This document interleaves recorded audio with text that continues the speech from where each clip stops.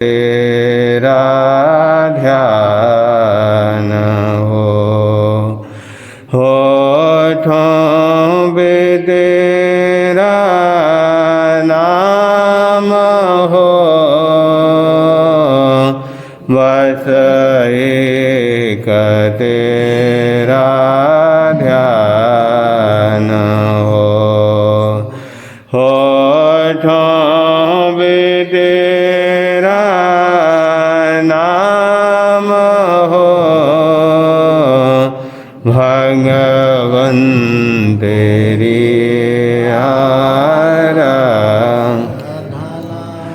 पथ में हजारों विघ्न भी आए दिगाने जो अगर, पथ में हजारों विघ्न भी आए दिगाने जो अगर, चाहे सामने शैतान हो, मेरे प्राण भी कुर्बान हो, चाहे सामने शैतान हो, मेरे प्राण भी कुर्बान हो, भगवन तेरी दौलत रहे या ना रहे, खुशियाँ हो चाहे गम रहे, दौलत रहे या ना रहे, खुशियाँ हो चाहे गम रहे, चाहे आंधिया तूफान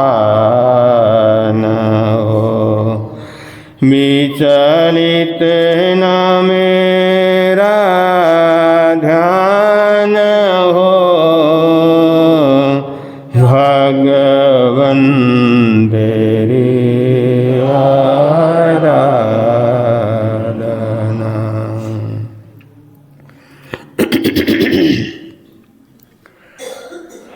आराध्य गुरुदेवों के पावन चरण कमल में सशर्त वंदन करने के पश्चात उपस्थित धर्मानुरागी भाइयों, माताओं एवं बहनों, आप लोगों के समक्ष हमारी चर्चा चल रही है। एक है नमन, दूसरा है वंदन। नमन हमारे जीवन के लिए कितना महत्वपूर्ण है। नमस्कार करना, जय जिनेंद्र बोलना,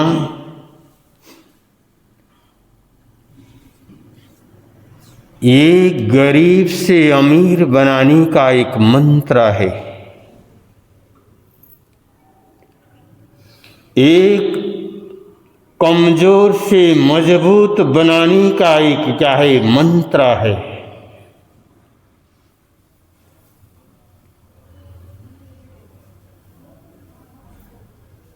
जो बंधन है उस नमन से भी बढ़कर के है। लेकिन आज दुनिया में रहने वाला इंसान उस वंदना की कीमत को क्या करता नहीं जानता।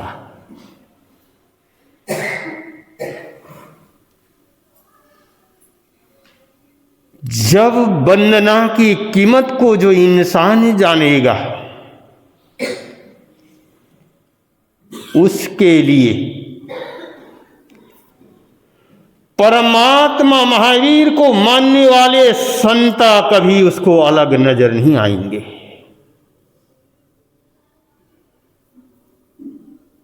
महावीर को जानने वाले को उसको जैन संतों में कभी भेद नजर नहीं आएगा।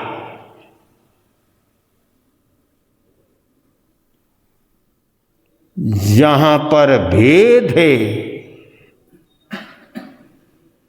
वहां पर पतन है।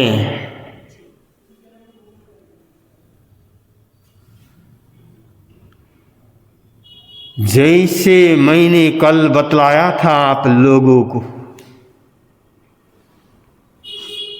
आज हम वंदना कहां करते हैं?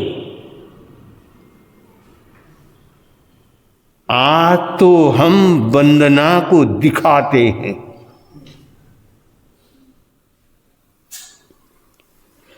वंदना करना अलग है और दिखाना क्या है, अलग है।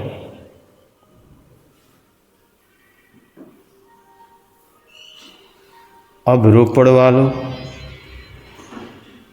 दिखाना और वंदना करने में क्या भेद है?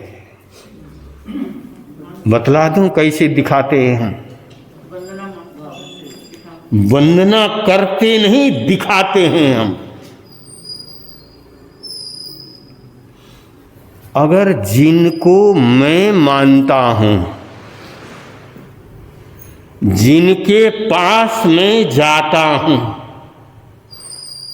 उनको तो बड़ा श्रद्धा और भक्ति से क्या करेंगे? वंदना करेंगे। लेकिन जिनको जानता नहीं, जिनके पास जाता नहीं, हम उनको कैसे वंदना करेंगे?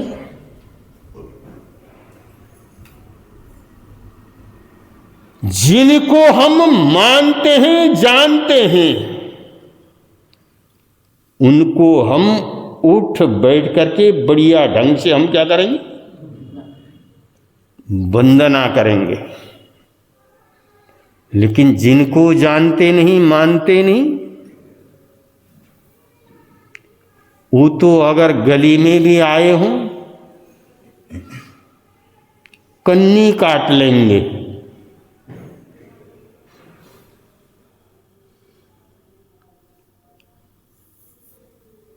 आज हम जो वंदना करते हैं वो दिखावा के लिए करते हैं। आत्मा कल्याण के लिए करने वाले,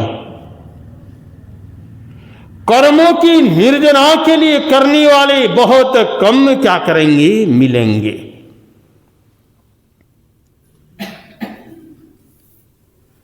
क्योंकि परमात्मा से पूछा गया कि भगवान,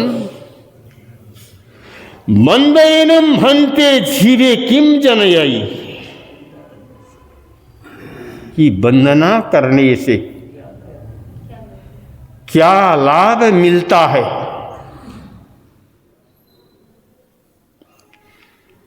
लेकिन हम लोग जब कोई बिजनेस करते हैं, ये व्यापार करूंगा तो इसमें लाभ होगा या हानि होगी, हम पहले ही क्या करेंगे? सोचेंगे चलो ये काम करूंगा तो अच्छा होगा। हम व्यापार करने से पहले अगर कोई आदमी ये सोचे कि मैं व्यापार ये काम करूंगा तो चलेगा या नहीं चलेगा, ये काम मेरा सफल होगा या नहीं होगा,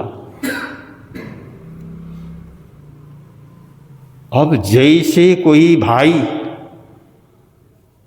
जब कोई काम करना हो तो आप जिनको मानते हो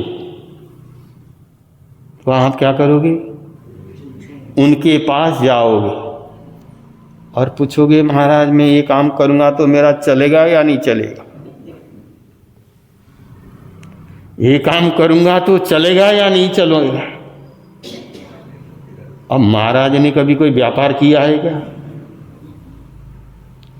अब महाराज को कोई जानकारी है क्या चलेगा या नहीं चलेगा? अगर महाराज को व्यापार करना होता तो घर छोड़ करके क्यों आए?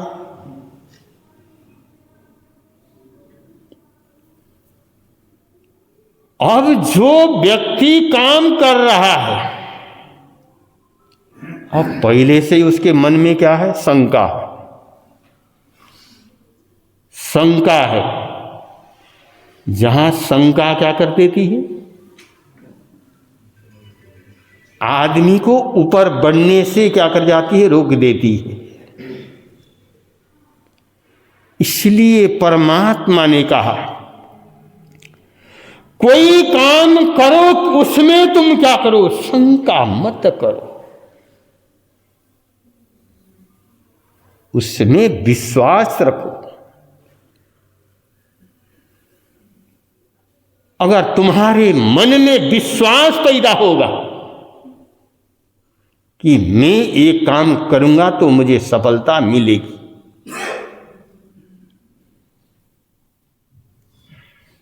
अगर हमारे मन में विश्वास नहीं तो आप कितना भी काम करोगे आपको उसमें सफलता क्या करेगी? अब आप बीमार हो गए, बीमार होने के बाद आप डॉक्टर के पास चले गए। अगर एक डॉक्टर है, आप गए और डॉक्टर ने आपको बता दिया कि मुझे ये तकलीफ है, और डॉक्टर ने ज़्यादा पूछा नहीं, पूछताछ की नहीं, और उसने दवाई लिख दिया और आपको क्या कर दिया? दे दिया। आप घर में आए और उस दवाई को खाया, लेकिन ठीक नहीं हुई। 2-4 दिन तक दवाई ली, लेकिन ठीक नहीं हुई। फिर दूसरे डॉक्टर के पास चले गए आप। अब उस दूसरे डॉक्टर के पास गए, उस डॉक्टर ने बड़ी अच्छी तरह से आपका चेकअप किया, अच्छी तरह से आपसे बातचीत की, और बातचीत करने के बाद डॉक्टर ने आपको क्या करी? दवाई दी, और आए और दवाई खाई और आप क्या कर गए? ठीक हो गए। अब एक डॉक्टर की दवाई खाई, लेकिन आप क्या हुई? ठीक नहीं, क्योंकि उस डॉक्टर के प्रति आपके विश्वास नहीं था। विश्वास क्यों नहीं हुआ? क्योंकि उस डॉक्टर ने बराबर आपका चेक किया और न बराबर आपसे क्या किया? बातचीत की। अब जब कभी आप बीमार होगे तो बतलाना, रोपड़ वालों, आप कौन से डॉक्टर के पास जाओगे? पहले वाले? आप दूसरे डॉक्टर के पास जाओगे। आप बोलोगे वो डॉक्टर तो अच्छा नहीं है, ना वो अच्छी तरह से चेक करता है, ना अच्छी तरह से बोलता। और अड़ोसी पड़ोसी जो भी अगर समझ लो बीमार हो गए तो आप कौन से डॉक्टर को बोलोगे? दूसरे डॉक्टर को बोलोगे। भाई वो डॉक्टर के पास जाना, वो अच्छी तरह से क्या करता है? देखता है और अच्छी तरह से बोलता है। अब देखिए, आप डॉक्टर के पास से भी जो बोलता है, जो अच्छी तरह चेक करता है, आप उसके पास क्या करोगे? जाओगे। ऐसे ही हम कोई काम करते हैं, अगर हमारे मन में क्या होना, उसके प्रति विश्वास, श्रद्धा होना।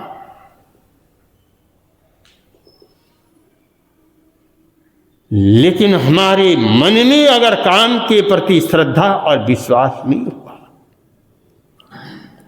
तो समझ लो वहां पर कभी सफलता मिलेगी। इसलिए प्रभु परमात्मा कहते हैं, जो वंदना करना भी अनंत कर्म को क्या करना है, निर्जरा करना। परमात्मा कहते हैं कि वंदना करने से और नीच गोत्र के कर्म क्या कर जाते हैं, समाप्त हो जाते हैं। लेकिन किसको वंदना करने से? गुणी जनों को, त्यागी पुरुषों को, संयमी आत्माओं को। और यहां पर कहीं लिखा है क्या मेरे संप्रदाय के साधु कोई वंदना कर? और वहां पर तो अगर हमने संप्रदाय के हिसाब से अगर वंदना की तो वहां पर क्या हो गया, कर्म की निर्जरा। वहां पर तो क्या होगा, राग होगा, वहां पर मोह होगा, वहां आसक्ति होगी। जब कोई आसक्ति से, मोह से, किसी चीज को पाने की कामना से अगर वो वंदना करेगा तो वहां पर वंदना का फल इंसान को क्या करेगा? आप लोग अच्छी तरह से जानते हो ना, जो महाराजा श्रेणी के ने कितने संतों को वंदना की? हाँ, 600-700 संतों को लगातार उठ बैठ करके उसने क्या की, वंदना की। अब उसने ये नहीं सोचा जिसको मैं मानता हूं उसी को मैं वंदना कर। उसने तो भगवान के जितने भी जो संत थे और उन 600 संतों को क्या की, वंदना की। वंदना करते करते क्या कर गया, थक गया, शरीर जवाब देने लग गया। वहीं पर गौतम स्वामी क्या है, बैठे हुए। गौतम स्वामी ने पूछा कि भगवान, इस श्रेणी के राजा ने और इतनी भावना से इसने क्या किया, वंदन और नमस्कार किया, इसको क्या फल मिला? उस समय परमात्मा महावीर ने कहा, हे गौतम, इस श्रेणी के ने 6 नरकों में के कर्मों के जो काम बंधन थे, उन सब कर्मों के बंधन को क्या कर दिया।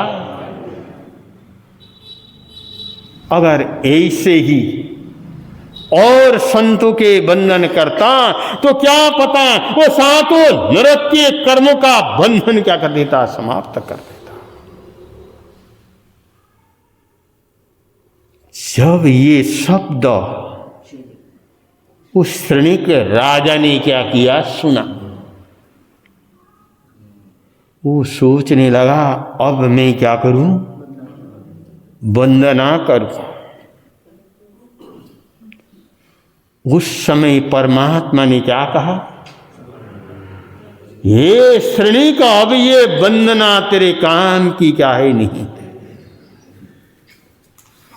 अब तेरे मन में स्वार्थ आ गया, तेरे मन में उन कर्मों को समाप्त करने की भावना आ गई। इसलिए हमें कोई कर्म करना है, वहां पर तुम निष्काम भाव से क्या है करो। लेकिन आज हमारे मन में वो भावना कहाँ पैदा होती है, वो भावना कहाँ पर आती है?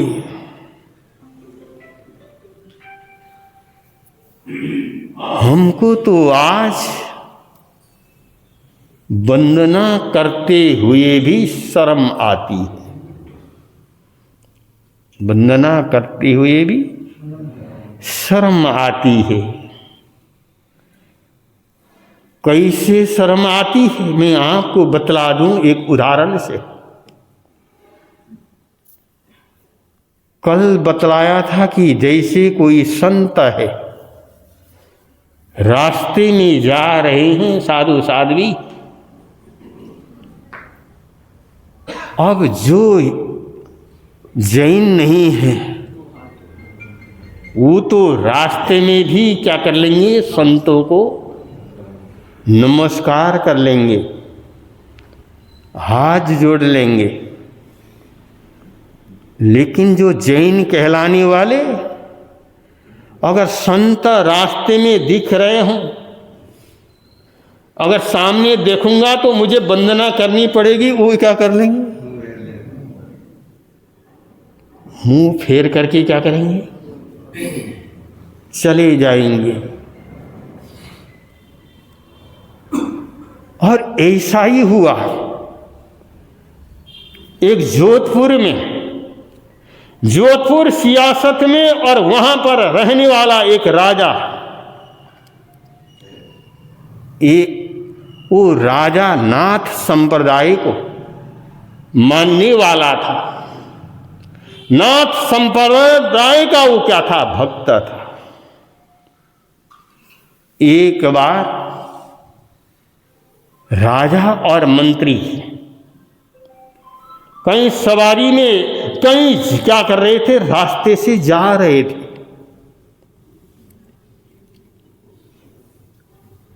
राजा श्रद्धावान था, उसने सवारी में से उतरा और एक नाथ संप्रदाय का एक संत रास्ते में चल रहे हैं, गाड़ी से उतरा, जाकर के उस नरेश ने, उस राजा ने क्या करी, वंदना की, नमस्कार किया। लेकिन जो दीवान था, जो मंत्री था, उसने देखा राजा को वंदना करते हुए, उसे अच्छा क्या हुआ, नहीं लगा। अरे इतना बड़ा राजा और इस संत के चरणों में क्या कर गए, झुक गया। राजा भी समझदार था,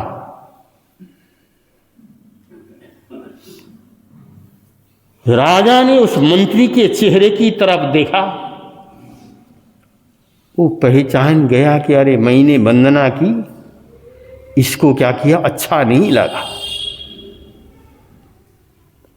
उसने सोचा इसको समझाना पड़ेगा। 1 महीने के बाद राजा ने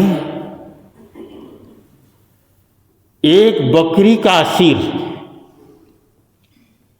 और एक इंसान का सिर,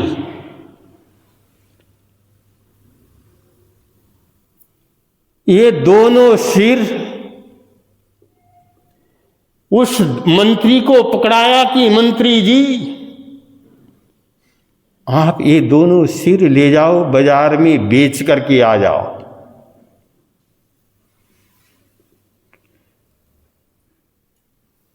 और दोनों सिर लेकर के वो मंत्री बाजार में गया और बकरी के सिर को तो क्या कर लिया कि हर किसी ने खरीद लिया, खरीदने के लिए तैयार हो गए। लेकिन इंसान के सिर को किसी ने भी नहीं खरीदा। और वो लेकर के आया। राजा ने पूछा, दीवान ये बतलाओ, ये दोनों सिर तुम कितने में बेच करके आए हो, कितना मूल्य लगा करके आए हो? वो कहने लगा, राजन बकरी के सिर को तो कोई भी लेने के लिए क्या कर गया, तैयार हो गया, लेकिन इंसान के सिर को लेने के लिए और कोई भी इंसान क्या हुआ, तैयार नहीं। अरे मंत्री परवर, जिस सिर का कोई मूल्य नहीं है, जिस सिर की कोई कीमत नहीं है, और उस सिर को मैंने एक संतों के चरणों में झुका दिया, तो फिर तुमको बुरा क्यों लगा? तुमको अच्छा क्यों नहीं लगा?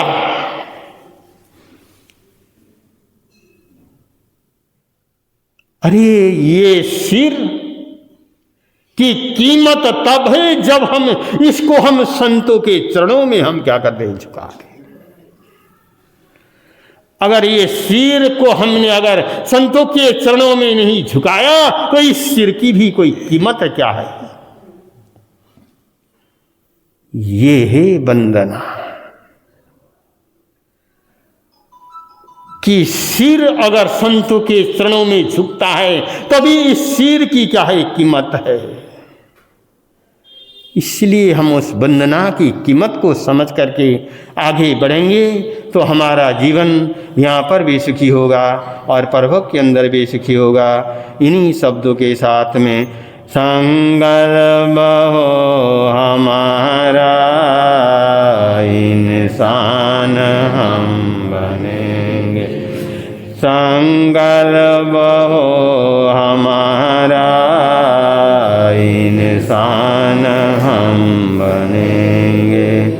इंसान बन गए दो भगवान भी बनेंगे, इंसान बन गए दो भगवान भी। हमारे कहे गगन गे चमके हुए सितारे,